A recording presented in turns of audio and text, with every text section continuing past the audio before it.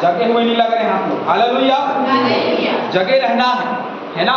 और जब जगे रहेंगे, सजग रहेंगे, तो हम वचनों को सुन पाएंगे और वचनों को समझ भी पाएंगे। थोड़ा पंखा का जो स्पीड है वो कम करें, तो आवाज आपको और बहुत अच्छे से समझ में आएगी। तो प्रभु यीशु मसीह एक ऐसे विषय को लेकर के यरूशलेम जाने वाले हैं, प्रवेश करने वाले हैं, जो विषय बहुत बड़ा है ना। और ये एक ऐसा विषय है जिसमें पूरी दुनिया के लोग जो हैं वो आने वाले दिनों में आशीषित होने वाले थे। और उसी को कहा गया कि प्रभु यीशु मसीह का विजय प्रवेश हुआ। कहाँ? यरूशलेम। न जाने कई लोगों ने यरूशलेम में यीशु के विजय प्रवेश के विषय में पढ़ा, सुना और जाना होगा, है ना। हम सब ने हर बार सुना है, हर वक्त जाना है कि प्रभु यीशु मसीह का यरूशलेम में विजय प्रवेश हुआ। मत्ती 21 अध्याय 1 से 11 के बीच में हमको मिलता है। और सबसे बड़ी चीज क्या है पता है? सबसे बड़ी चीज ये है कि ये घटना इकलौती ऐसी घटना है जो चारों सुसमाचार में पाई जाती है। हालेलुया। इसके महत्व को आप उसी घड़ी समझ जाइए जिस घड़ी चारों सुसमाचार लिखने वालों ने चारों किताबों में उसका वर्णन बहुत स्पष्ट रूप से, बहुत डिटेल में किया है। और मरकुस रचित सुसमाचार 10 अध्याय 11 अध्याय 1 से 10, लूका 19 29 से 44 और यूहन्ना 12 से 19। आज जो घटना को बहुत स्पष्ट रूप से हम देखने वाले हैं उसको आप निकाल लीजिए। यूहन्ना की सुसमाचार, यूहन्ना का सुसमाचार 12 अध्याय और 12 पद से आगे निकाल करके रखिए।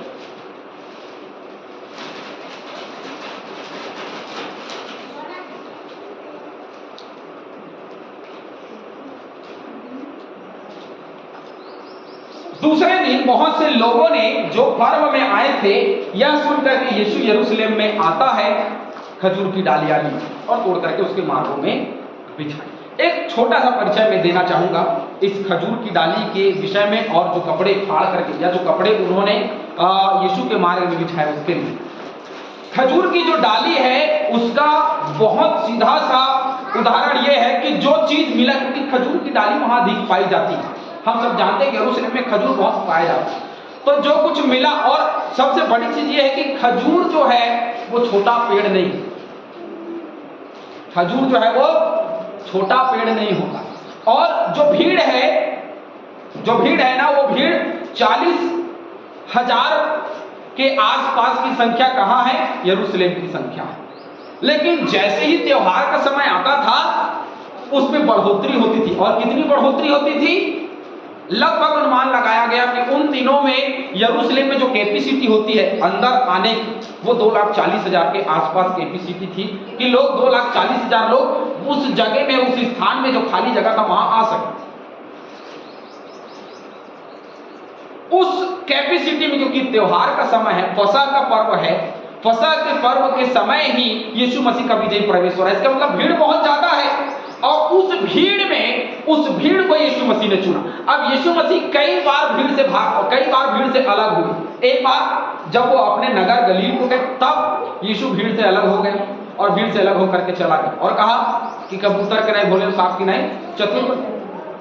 जब वो काना नगर में पहला आश्चर्य कर्म किया तब उसने कहा कि मुझे तुझसे क्या काम। और उसने कहा कि मेरा वक्त, मेरा समय अभी नहीं आया है कि मैं भीड़ में प्रकट हो। हमेशा प्रभु यीशु मसीह भीड़ को छोड़ करके पहाड़ के ऊपर चढ़ करके संदेश देने लगते, नाव के ऊपर चढ़ करके संदेश देने लगते। लेकिन इस बार यीशु मसीह ऊपर से नीचे की ओर जा रहे हैं जहां बड़ी भीड़ है। हालेलुया। जहां बड़ी भीड़ है उस स्थान में यीशु मसीह एंटर करने वाले हैं, प्रवेश करने वाले हैं। और उसके लिए जरूरत क्या है? गधी और गधी का बच्चा। तो अब आप उसके मालिक का सोचिए कि उसके मालिक को उसने कहा कि यदि कोई तुमसे पूछे तो तुम उसको बोलना कि यीशु मसीह को, प्रभु को उसका। अब वो कैसा मालिक होगा जो बोलता होगा उसको जाकर के, जब चेले खोलने गए होंगे, उसको खोल रहे होंगे गधी के बच्चे और गधी खोल के ले जाने लग रहे होंगे, तो मालिक तो बोलेगा। किसी के घर में यदि कोई जाता और कोई सामान लेता है तो सवाल तो करेंगे ना, क्या जरूरत है इसकी, क्या करोगे आप, सवाल तो करेंगे ना। तो सवाल किया। पहले के दिनों में जब धान की मिसाई होती थी तो बैलों को घरों से ले जाया जाता था, है ना। तो क्या करते थे, पूछा जाता था पहले कि भाई हम बैल को ले जाएंगे क्योंकि आज रात में हमको क्या करना है, मिसाई करना है, मैं आपके बैल को लेके जाऊं या न जाऊं। तो इस प्रकार से जब वहां गए होंगे तो मालिक ने पूछा होगा भाई कि क्या क्या क्यों ले जा रहे हो मेरे गधी और गधी के बच्चे, है ना। तो उन्होंने कहा होगा कि प्रभु को उसका प्रयोजन है। तो क्या प्रभु के नाम से उसने गधी और गधी के बच्चे को दे दिया, और दे दिया तभी तो वो यीशु मसीह के पास आया ना। तो सब कुछ जो घटना घट रही है वो पूरी घटना प्रभु की योजना में शामिल है। वो जानता था कि जब ये जाएंगे तो जब ये बोलेंगे कि हाँ इसको प्रभु का प्रयोजन है तो उसको वो दे देगा, क्योंकि वो उसकी योजना में शामिल है। और आज से नहीं, जकरिया की किताब 9 अध्याय उसके 9वें वचन को खोल करके पढ़िए क्या लिखा है। जकरिया की किताब 9वां अध्याय 9वां वचन।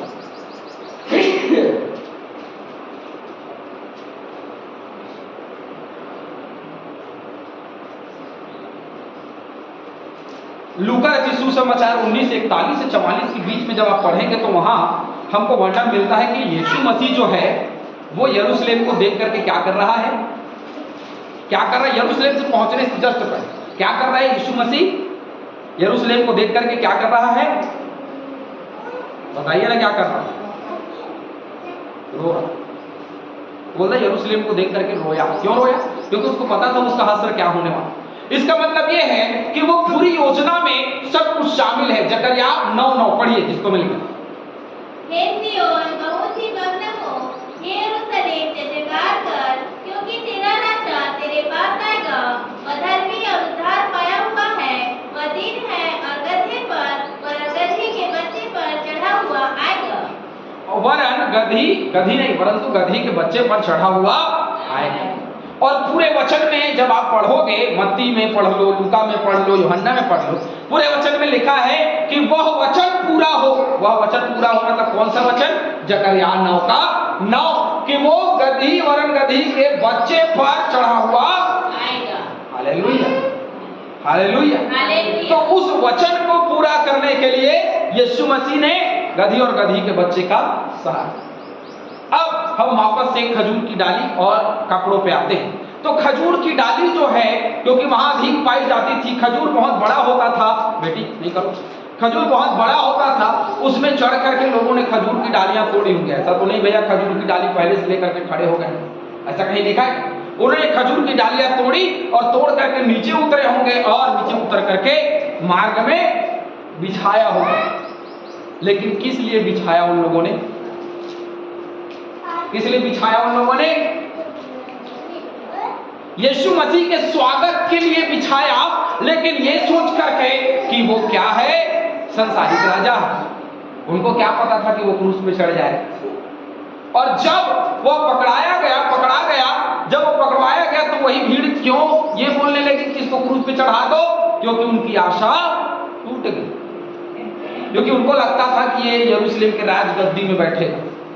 और लोगों ने सुना था स्पष्ट रूप से कि यीशु मसीह बड़े दयालु हैं, लोगों को चंगाई देते हैं, मुर्दों को जिंदा करते हैं। सुना होगा, निश्चित ही वैद्यों के वैद्य हैं, डॉक्टरों के डॉक्टर हैं, किसी चीज की जरूरत नहीं पड़ती। जब प्रभु आ जाता है तो सब आ जाता है, जीवन मिल जाता है। तो इन लोगों ने ये सोचा कि ये जो राजा है जब वो गद्दी पे बैठेगा तो क्या करेगा? अपनी प्रजा को निजात दिलाएगा। Hallelujah, hallelujah. बीमारी से, गरीबी से, मरे हुए को जिंदा कर देगा, इसका राज्य बड़ा हो जाएगा। ये लोगों की मानसिकता थी उन दिनों में, क्योंकि उनकी मानसिकता बदल गई तब जब वो पकड़वाया गया। और ठीक जब पकड़वाया गया, लोगों ने उसको मारने के लिए, क्रूस पे चढ़ाने के लिए, वही भीड़ जो होसन्ना किनारे आज लगा रही है, वही भीड़ आगे चल करके यीशु मसीह को क्रूस पे टांगने की भी बात कहती है। तो क्या विजयी प्रवेश सफल हुआ? यरूशलेम के लिए जो वो खड़े होकर के रो रहा था, इसीलिए रो रहा था क्योंकि उसको पता था कि ये मेरे विजय को समझ नहीं पाएगी, ये मेरे उद्धार को समझ नहीं पाएगी, ये मेरे प्रेम को समझ नहीं पाएगी। और इसलिए वो रोए, क्योंकि पूरा नगर खच्चर मसीह आ रहे हैं, उनका प्रवेश हो रहा है। और जैसे ही प्रवेश होता है लोग अपने कपड़े निकालते हैं। कपड़े निकालने का मतलब समझते हैं क्या होता है? कपड़े डालने का मतलब समझते हैं क्या होता है? पहले के दिनों में जब कोई राजा मर जाता था, पहले के दिनों में जब कोई राजा मर जाता था, इसका उदाहरण पहला राजा की किताब में भी हमको मिलता है। और जैसे ही कोई राजा मरता था तो लोग क्या करते थे? उसके शोक में कपड़ा निकालते। नीनवे नगर के लोगों ने क्या किया? अपने कपड़े फाड़े और टाट ओढ़ लिए, और टाट ओढ़ करके क्या किया? शोक किया, है ना, पश्चाताप किया, शोक किया, रोने लगे। तो जो कपड़े डालने का अर्थ है, कपड़े निकालने का अर्थ है क्या है? अत्यधिक शोक। क्योंकि राजा के मरने के बाद जब शोक मनाया जाता था तो वस्त्र उतार देते थे, जो पुरुष वर्ग के लोग, तो वस्त्र उतार देते थे ताकि उनको लगे कि हाँ, हम राजा के शोक, राजा का क्या कर रहे हैं? पूरा नगर शोक मना रहा है।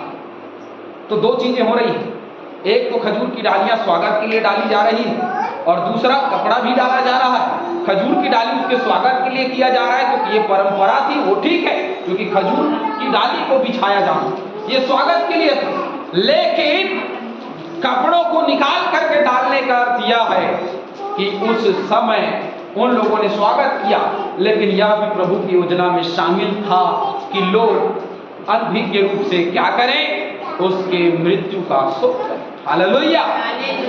उनको पता नहीं है, लेकिन प्रभु ने हर चीज को पूरा किया है, क्योंकि वो एक राजा है ना, वो राजाओं का राजा है, वो प्रभुओं का प्रभु है। तो राजा क्रूस पे चढ़ेगा तो जनता क्या करेगी?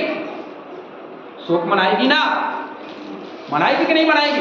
प्रभु ने एक एक वचन को पूरा किया, एक एक वचन को पूरा किया है। उसका कोई भी वचन उसके जीवन में अधूरा नहीं था। उसने कहा मैं राजा हूं, तो राजा के शोक में वस्त्र उतारा जाता था। यह नियम भी उसने अपने मृत्यु से पहले पूरा कर दिया। हालेलुया। हालेलुया। गधी के बच्चे पर बैठ करके आएगा। दूसरा, राजा का जो नियम व्यवस्था की किताब में लिखा है, उस व्यवस्था को भी उसने राजा की मृत्यु के बाद जो होता है शोक, उसको भी उसने पूरा किया। हर एक चीज को यीशु मसीह ने अपने जीवन में योजनाबद्ध तरीके से कार्यों को निरंतर वो करता रहा, और उसी योजना के तहत अब वो यरूशलेम में प्रवेश कर रहा है। हालेलुया। हालेलुया।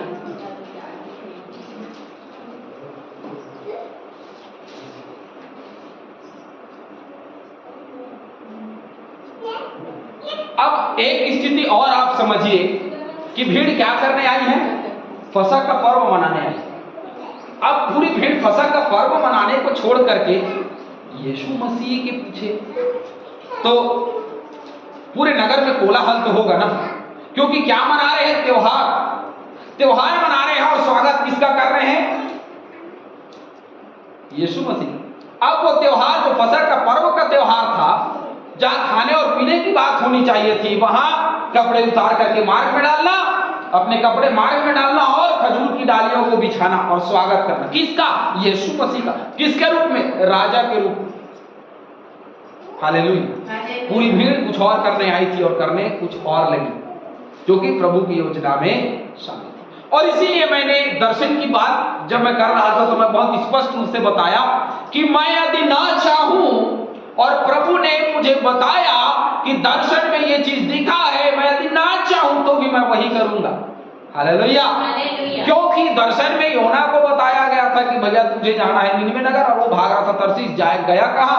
तरसीस भागना चाहता था, लेकिन भाग नहीं पाया, क्योंकि जो काम प्रभु ने कहा है, जो प्रभु की योजना में शामिल है, वो होगा। पूरी भीड़ प्रभु की योजना में शामिल हो गई। क्या हो गई? प्रभु की योजना में शामिल हो गई। और जब क्रूस पे चढ़ाया गया यीशु मसीह को, तब भी पूरी भीड़ प्रभु की योजना में शामिल हो गई। हालेलुया।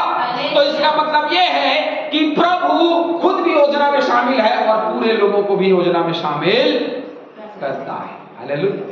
इसीलिए उन्होंने क्या किया? चेले बनाए और चेलों को अपनी योजना में शामिल किया। आज जबकि हम इस दिन, इस समय, इस स्थान में उपस्थित हैं, तो किस लिए उपस्थित हैं? क्योंकि प्रभु की योजना हमारे जीवन में है कि हम इस स्थान में उपस्थित हों, उसकी महिमा करें, उसकी स्तुति करें, उसकी इबादत करें। आमीन। आमीन। चलिए कुछ बातों को हम देखेंगे। अख़मीरी रोटी का पर्व है ये, अख़मीरी रोटी का पर्व है ये पर्व, और इस पर्व में पूरी भीड़ आई हुई है ना, एक बड़ी भीड़ आई हुई है। कहाँ देखेंगे आप? देखिए 12 का 1 देखिए, यूहन्ना 12, मैंने कहा यूहन्ना निकाल कर देखिए।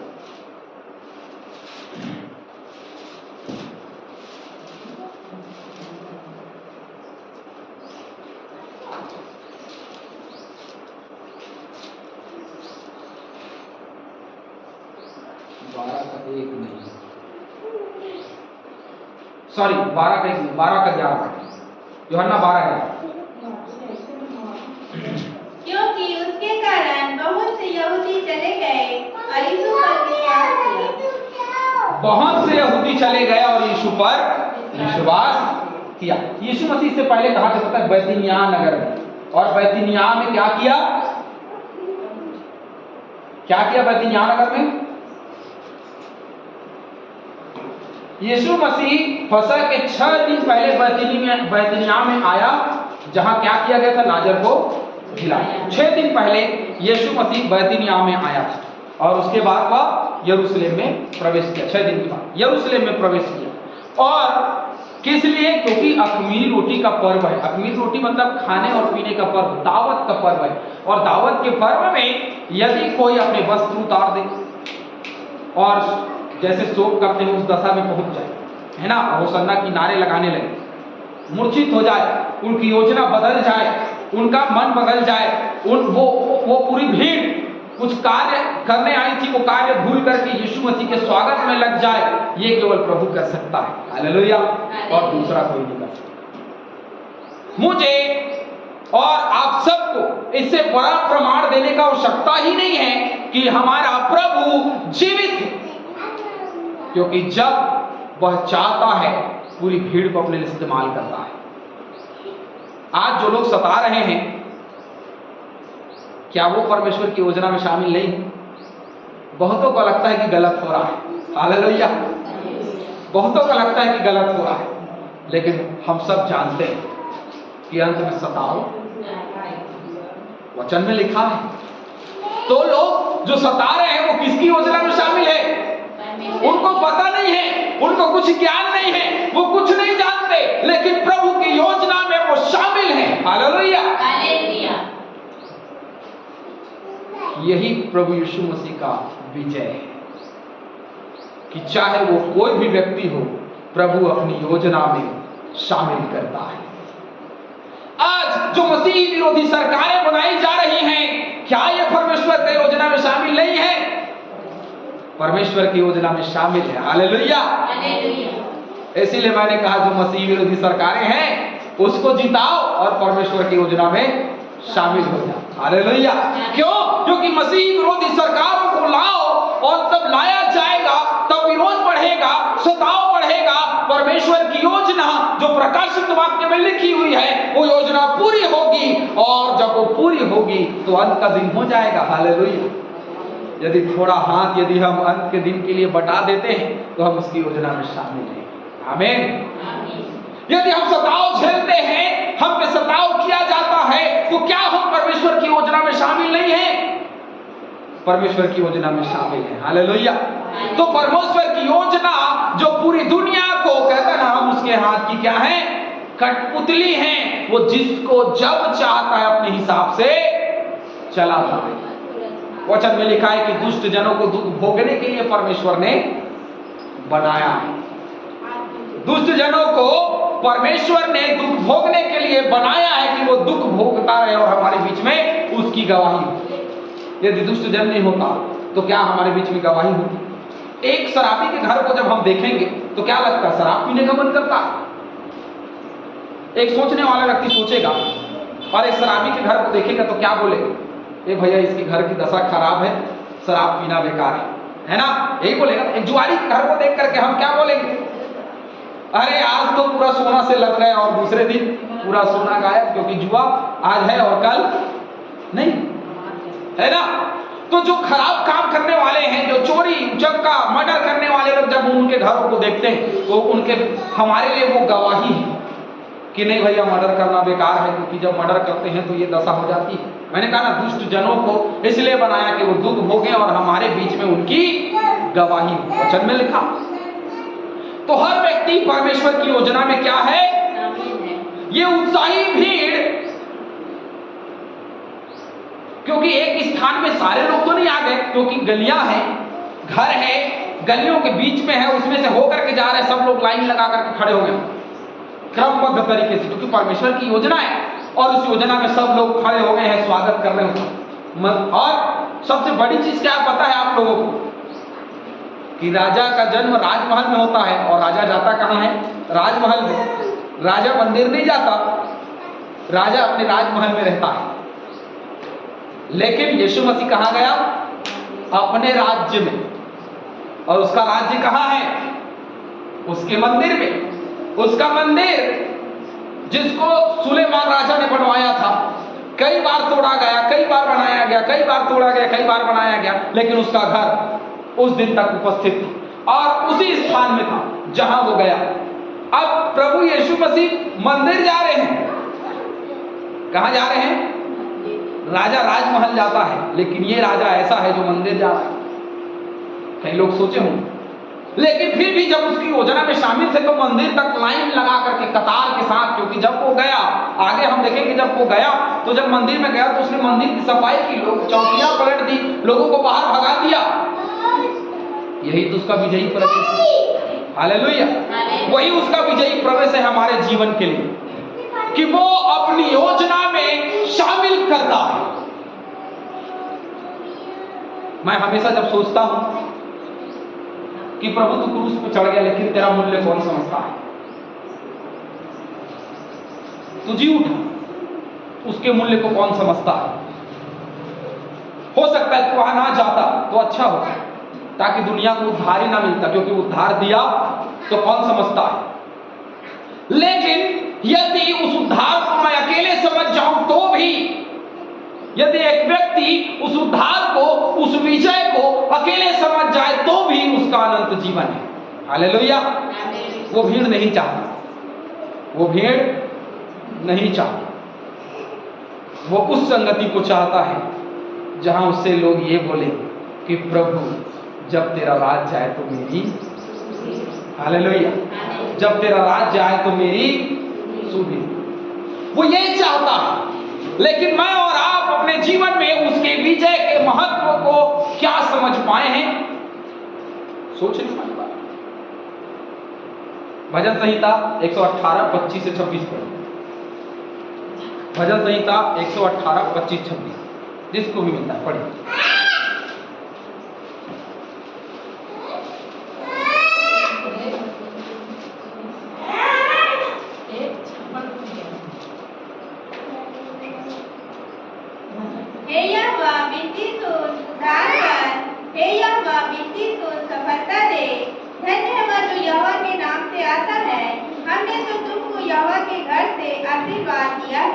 क्या कहते हुए, क्या कहते हुए लोगों ने उसका स्वागत किया है? जो यहोवा के नाम से। तो मन कैसे बदल गया उन लोगों का? क्योंकि वो तो यहोवा के नाम से आया ना, है ना? यहोवा के नाम से आया था ना। ये तो लोग कह रहे थे कि यहोवा के नाम से आ रहा, तो यहोवा के नाम से परमेश्वर के नाम से आ रहा है। तो परमेश्वर के नाम से आ रहा है, जब इस पे छाप थी उनकी, तो उनका जो मन है वो बदल कैसे गया? और वही भीड़ क्रूस पे चढ़ाने की मांग कैसे कर रहे थे? क्योंकि परमेश्वर की योजना है। हालेलुया। मूसा को एक तरफ बोलता है कि तो फिरौन राजा के पास जाओ, और दूसरी तरफ उसके मन को क्या कर देता है? कठोर कर देता है। यह है परमेश्वर की योजना। अपनी योजना में उस राजा को शामिल करके रखा हुआ है, और फिरौन राजा को पता ही नहीं, है ना? फिरौन राजा को पता चला कि परमेश्वर ने मुझे अपनी योजना में शामिल किया कि मैं इजराइलियों को न जाने दूं। एक बड़ी बाबुल बंदवाई में ले जाएगी, एक नगर बाबुल को भी क्या किया? परमेश्वर ने अपनी योजना में शामिल कर दिया। उनकी पूरी सेना, उनके राजा, सबको परमेश्वर ने अपनी योजना में शामिल कर लिया। और अपनी योजना में शामिल करके क्या किया? इजरायलियों को बंधुआई में ले गया। पूरी बाइबल में जितनी घटनाओं में आप अन्य राजाओं को, अन्य लोगों को देखेंगे, सबको परमेश्वर ने अपनी योजना में क्या कर लिया? शामिल कर लिया। हालेलुया। आज पूरी दुनिया में जितने लोग हैं, सबको परमेश्वर ने अपनी योजना में क्या कर लिया है? शामिल कर लिया है। यही उसका विजय। जब मैं अध्ययन कर रहा था, तो जब ये विषय मुझे मिला, तब मुझे बड़ा आनंद हुआ। क्यों आनंद हुआ? सताने वाले लोग, मसीह विरोधी सरकारें, झूठा साबित करने वाले लोग, झूठा इल्जाम लगाने वाले लोग, मारने पीटने वाले लोग, लूटने खसोटने वाले लोग, हमारी बहन बेटियों को चर्च में घुस करके छेड़ने वाले लोग, ये सब लोग परमेश्वर की योजना में शामिल है। हालेलुया। धन्य है वे जो तेरे नाम से सताए जाते हैं। आमीन। जो सताए जा रहे हैं वो धन्य है, और जो सता रहे हैं वो परमेश्वर की योजना में शामिल है, ताकि अंत में क्या हो जाए? दो चीजें होंगी उनके साथ। एक तो वो पौलुस बन जाएंगे। क्या बन जाएंगे? एक तो वो पौलुस बन जाएंगे, या तो फिर यहूदा इस्करियोती बन जाएंगे। हालेलुया। या तो वो पौलुस बन जाएंगे, या तो फिर वो यहूदा इस्करियोती बन जाएंगे। दो चीजें होंगी ऐसे लोगों के जीवन में जो सताने वाले। कई सताने वालों को हमने देखा है जिनका जीवन परिवर्तित हुआ। कई लोग हैं। उड़ीसा में एक विधायक कैंडिडेट, उसने बड़ा सताव किया था।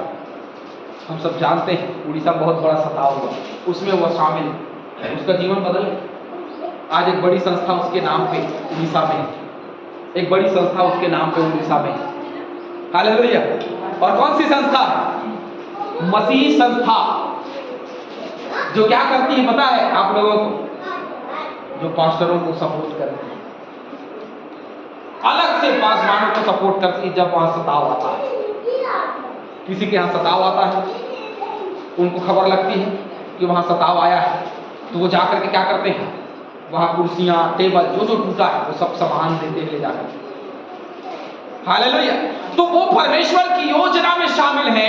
मैं और आप परमेश्वर की योजना में शामिल हैं, तो फिर काहे का दुख और काहे का गम है? क्योंकि यही तो प्रभु यीशु मसीह का विजय यात्रा है।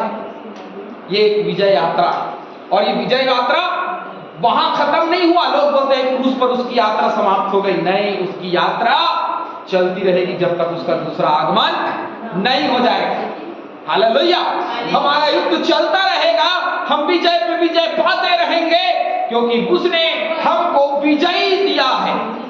और उसका लहू हमें हर बातों में क्या करता है? शुद्ध करके हर चीजों से विजय दिलाता है। वही तो उसका विजय अभियान, वही तो वो चाहता था जो हुआ, जो हमारे जीवन में हो रहा है। यही चाहता था कि हमारे जीवन में हो। यदि आज हमारे बाप दादों को यदि उसका विजय नहीं मिलता, उसका नया जीवन नहीं मिलता, तो आज मैं और आप मसीही नहीं होते। मैं और आप उसके क्रूस की छाया तले नहीं बैठे होते। मैं और आप उसके वचन को सुन नहीं रहे होते। मैं और आप सच्चे ईश्वर की भक्ति नहीं कर रहे होते, परंतु ना जाने हम किस स्थान में होते और पाप में खोए हुए। लेकिन यदि आज हम सब स्थान पे बैठे हैं, आज यदि मैं इस स्थान पे खड़ा हूं, तो यही उसकी विजय है। क्योंकि मैं खून से खरीदा हुआ, आप सब खून से खरीदे हुए, जो सुन रहे हैं वो सब खून से खरीदे हुए लोग हैं। और जितने लोग खून से खरीदे हुए लोग हैं, उन सब पर प्रभु यीशु मसीह ने क्या पाया है? विजय। हालेलुया। मेरे और आपके जीवन में प्रभु ने विजय पाया है। मेरे संसारिक अभिलाषाओं को क्या किया प्रभु ने? मार। हालेलुया। और जब मेरे संसारिक अभिलाषाओं को प्रभु ने मार डाला, तब मेरा विजय हो गया। किसमें? प्रभु। मैं और आप जो कभी शोक में खोए हुए थे, अशांति का जीवन जी रहे थे, पाप का जीवन जी रहे थे, अचानक से प्रभु का लहू मेरे और आपके जीवन में आता है और विजय प्राप्त करके हमें हमारे संसारिक जीवन से, संसारिक मोह माया से जैसे पौलुस को अलग किया, ठीक वैसे ही अलग कर देता है और अलग करके हमको क्या बनाता है? विजयी बनाता है। हालेलुया, यही उसका विजयी प्रवेश।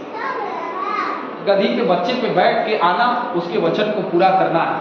कपड़े फाड़ करके मार्ग में डालना, खजूर की डालियां डालना, ये वचन को पूरा करना है। क्रूस पे चढ़ जाना, वचन को पूरा करना है। लेकिन विजयी प्राप्त करना अनंत जीवन है। Hallelujah, hallelujah. विजय प्राप्त करना अनंत जीवन है, क्योंकि वो अनंत जीवन के लिए इस जगत में आया। जब क्रूस पे चढ़ा तो पूरा बलिदान भी उसके साथ था। जब क्रूस पे चढ़ा तो संसार का पूरा पाप उसके साथ था। और जब क्रूस पे चढ़ा तभी, क्योंकि प्रभु ने उससे मुख मोड़ लिया, क्योंकि प्रभु परमेश्वर कभी पाप देख नहीं सकता। हालेलुया, परमेश्वर कभी पाप देख नहीं सकता। मेरे और आपके जीवन में यदि उसने विजय पाया है तो वो चाहता है कि मेरे और आपके जीवन में वो पाप कभी नजर ना आए। लेकिन कई बार मैंने कहा अनजाने में किया हुआ पाप का क्षमा तो है, लेकिन जानबूझ कर किए हुए पाप का कोई क्षमा, उसका फल हमेशा मृत्यु ही रहे। कितना भी क्षमा मांग लो, क्षमा नहीं मिलने। लोग बोलते हैं हे पिता इन्हें क्षमा कर दो, कि ये नहीं जानते कि ये क्या नहीं जानते का मतलब समझ रहे ना, क्योंकि उनको नहीं पता कि वो क्या कर, वो नहीं जानते, मूर्ख हैं।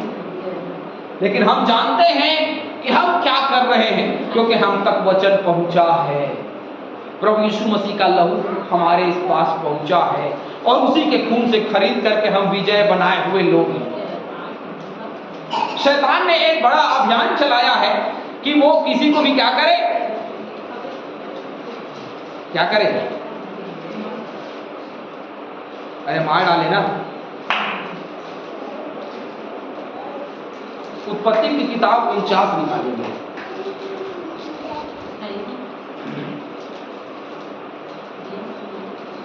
उत्पत्ति 49। बस बहुत जल्दी हम वचन की ओर आगे बढ़ रहे हैं, बहुत जल्दी हम इसको विराम देंगे। उत्पत्ति 49 10-11 पढ़ेंगे। जब तक सिलो ना आए तब तक न तो यहूदा से राजदंड छूटेगा, न उसके मन से व्यवस्था देने वाला अलग होगा, और राज्य के लोग उनके अधीन हो जाएंगे। वह अपने जवान गधे को दाखलता में और अपनी गधी के बच्चे को उत्तम जाति की दाखलता में बाधा करेगा। उसने अपने वस्त्र दाखमधु में और अपना पहरावा दाखों के रस में धोया है। दाख मधु और दाख का रस धोया है ना। और वो किसकी ओर इंगित करती है? उसकी लहू की ओर, क्योंकि उसने क्या किया? प्यारी के पीछे से कटोरा लिया और क्या कहा? यह मेरी लहू में नई वाचा है जो उत्पत्ति की किताब में लिखा हुआ है। ये वही वाचा है, लेकिन तुम्हारे लिए नई वाचा है। एक नया बलिदान है, एक नया जीवन है, एक नया विजय है। यदि मैं और आप इतने के बाद भी यदि हार जाते हैं, मुसीबत से भाग जाते हैं, डर जाते हैं, तो क्या हो? भागा हुआ राजा को क्या किया जाता है? भागे हुए राजा की पीठ में धनुष लगा करके मार दिया जाता है। और ठीक वैसे ही यदि जंग से सिपाही भागे तो एक सिपाही दुश्मन को मारने छोड़ के जो भाग रहा है सिपाही उसके दल का उसके गोली मार देता है। इसीलिए कोई सिपाही नहीं भाग, क्योंकि भागेगा तो भी मरेगा और नहीं भागेगा तो भी मरेगा। इससे अच्छा है कि वो ना भागे, क्योंकि भागने से भगोड़ा कहलाए। इसीलिए कोई भी सैनिक युद्ध छोड़ के नहीं भागे। हालेलुया। मैं और आप एक सैनिक, मुझे और आपको विजय यात्रा का युद्ध लड़ना है और उस योजना में हम शामिल हैं। और उस विजय यात्रा को सफल बनाने के लिए मैं और आप क्या कर सकते हैं, ये हम सब जानते हैं, क्योंकि प्रभु ने हमको बहुत ताकत दिया, बहुत बल दिया। और उसका बल, उसका सामर्थ्य क्या है पता है? क्या? सब नामों में श्रेष्ठ, सब नामों से ऊंचा क्या है? वही हमारे विजय का नारा है। सब नामों से ऊंचा, सब नामों में श्रेष्ठ यीशु मसीह का नाम, जिसको क्या दिया गया है? स्वर्ग और पृथ्वी का सारा अधिकार दिया गया। हालेलुया। हालेलुया। और जिसको स्वर्ग और पृथ्वी का सारा अधिकार दिया गया है, उसको कौन हरा सकता? क्या सताने वाले लोग? क्या मसीही को मिटाने वाले लोग? क्योंकि मसीही लोग अंत के दिनों में ऐसा होगा कि वो विजय में विजय प्राप्त करते चले जाएंगे, और क्या हो जाएगा? पूरी दुनिया का अंत हो जाएगा। और जो प्रभु के लोग हैं वो क्या करेंगे? अनंत जीवन के भागीदार हो जाएंगे। हालेलुया। मैं और आप यदि आज को देख करके जीवन बिताते, मनुष्य आज को देख करके जीवन बिताता है, मेरे बाल बच्चे, मेरा काम, मेरा ये, मेरा वो, मेरा वो, मेरा वो, बस जिंदगी में यही है और इसके अलावा कुछ नहीं। हम यहाँ को सोच करके जीवन बिताते हैं, लेकिन प्रभु का जो जीवन है वो यहाँ नहीं। प्रभु का वचन कहता है कि हम यहाँ क्या है? परदेसी और मुसाफिर। एक व्यक्ति किसी के घर में जाता है तो क्या होता है? परदेसी और मुसाफिर, है ना? कोई मेहमान हमारे घर में आता है तो हमारे घर का मालिक नहीं हो जाता, वो मेहमान ही रहता है। तो हम इस पृथ्वी के मेहमान हैं, हम यहाँ आए हैं, लेकिन हमारा ठिकाना, हमारा घर कहाँ है? स्वर्ग में। हालेलुया। वो हमारे लिए जगह तैयार करने गया, हमारे लिए आवास का घर बनवाने गया ऊपर। किसका घर बनवाने गया है? आवास का। क्योंकि आवास का घर क्या होता है? मुक्त का घर, है ना? आवास का घर मतलब मुक्त का घर। तो फ्री का घर बनवाने बोले, मैं तुम्हारे लिए जगह तैयार करने जा रहा हूं, तुम आओगे? जब वहां आओगे तो तुम्हारे लिए जगह तैयार रहेगा, तुम्हारे नाम का घर बना रहेगा, चिंता मत करो। घर मतलब जिस स्थान में हम खड़े हो जाएंगे वही हमारे लिए बहुत है। यदि स्वर्ग में एक छोटा सा स्थान सिर्फ मेरे 2 पांव धरने के लिए भी है, स्वर्ग में यदि सिर्फ मेरे 2 पांव धरने के लिए भी जगह मिल जाए मुझे, तो प्रभु का क्या हो? धन्यवाद हो। हालेलुया। क्योंकि यदि मैं स्वर्ग में खड़ा भी हूं तो मैं क्या? हालेलुया। मैं यदि स्वर्ग में खड़ा हूं तो क्या हूं? विजय प्राप्त किया हुआ। हारा हुआ नहीं। हारा हुआ व्यक्ति अपनी जिंदगी से हार जाता, किसी और से नहीं हारता। हारा हुआ व्यक्ति किसी और से नहीं हारता, अपनी जिंदगी से हार जाता। हमारी जिंदगी हमको खुद ही हरा देती है। कई बार मुसीबत, कई बार संकट, कई बार दुख, कई बार हमारे बाल बच्चे, कई बार हमारे पति, कई बार हमारी पत्नी, कई बार हमारे लोग, कई बार हमारे परिवार, ये सारे लोग जो हैं हमको दबा देते हैं। लेकिन प्रभु कहता है तुम क्या हो? तुम याजकों के समाज हो। और याजक क्या है? विजय प्राप्त किया हुआ। किसमें? अपने इंद्रियों में, अपने अभिलाषाओं में विजय प्राप्त किया हुआ व्यक्ति। मैं और आप इसलिए बनाए गए हैं कि कभी ना हारे, हम विजय पे विजय प्राप्त करते चले। उस दिन जिस दिन क्रूस पे जिस दिन वो यरूशलेम में प्रवेश किया, वो उसका विजय प्रवेश, वो शुरुआत, वो क्या है? शुरुआत। लेकिन अंत क्या है पता है? हमारा जीवन यदि स्वर्ग स्थान में खड़ा है, वही उसका असली विजय है। वो इस जगत में इसलिए नहीं आया कि वो लोग उसके होसन्ना की नारे लगाएं, जय जयकार करें, क्योंकि वो तो उसी की योजना में शामिल थे ना। और जो उसकी योजना में शामिल हो उसका क्या काम? जिसको प्रभु ही बनाए, जिसको प्रभु ही मिटाए, उसका क्या काम? यदि मैं अपने जीवन में स्वतंत्र हूं और मैं अपनी स्वतंत्रता से अपने जीवन को प्रभु के हाथ में देता हूं, प्रभु को सौंपता हूं, परमेश्वर को देता हूं, तो यही मेरा असली विजय है। और वो हमें हारने के लिए कभी नहीं बनाया, वो हमें जीतने के लिए बनाया। हालेलुया। हालेलुया। फिर भी लेकिन क्या होता है? लोग हारे हुए नजर आते हैं, है ना? यूहन्ना 17 एक आखिरी वचन पढ़िए। यूहन्ना 17 एक अंतिम वचन पढ़ लेंगे हम लोग। यूहन्ना 17 का 1।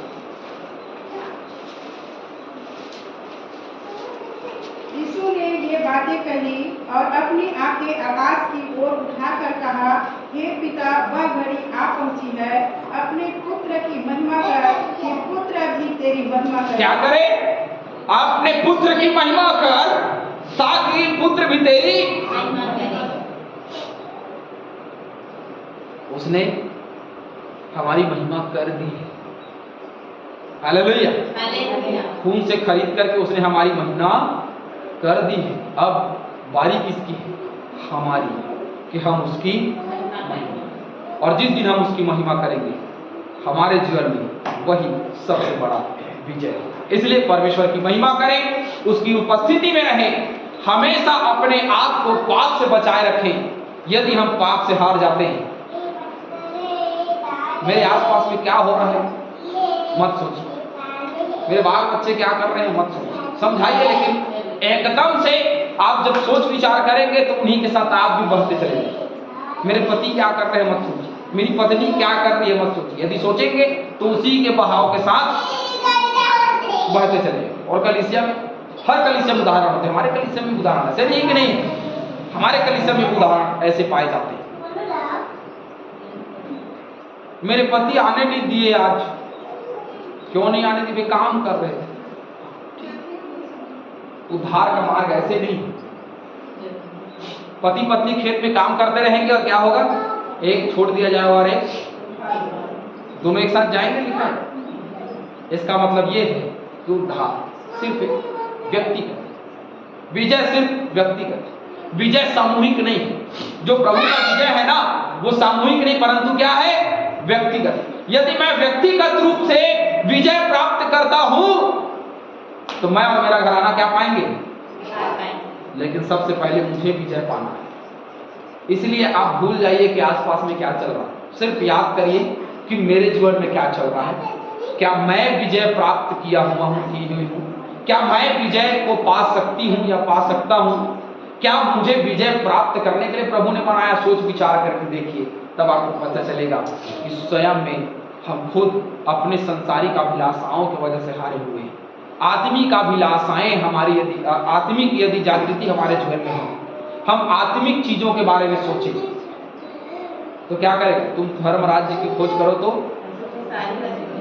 सारी वस्तु तुम्हें, पहले धर्म राज्य का खोज करना है। और धर्म राज्य क्या है? परमेश्वर का प्रेम। हालेलुया। जो हमें मिला है, खोजने की जरूरत नहीं, हमको मिला, बस उसी को थामे रहे, पकड़ करके रखे, तो हम विजय प्राप्त किए हुए लोग हैं। आमीन।